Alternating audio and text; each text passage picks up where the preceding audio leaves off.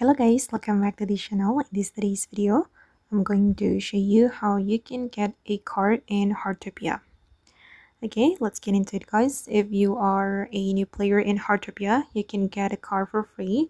Just go to the event menu right here, and then there will be daily login, and you need to log in for 7 days to claim free car.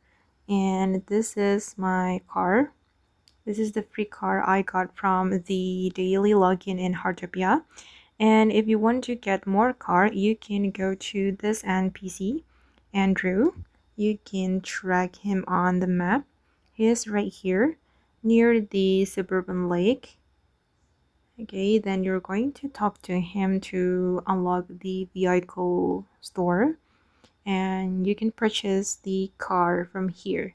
You can get pink sedan, yellow, and then blue, black, and also the white convertible.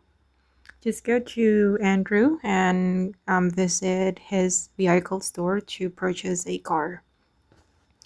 Okay guys, and that's how you can get a car in Heartopia. I hope this video will be useful for you. Thank you so much for watching, and bye.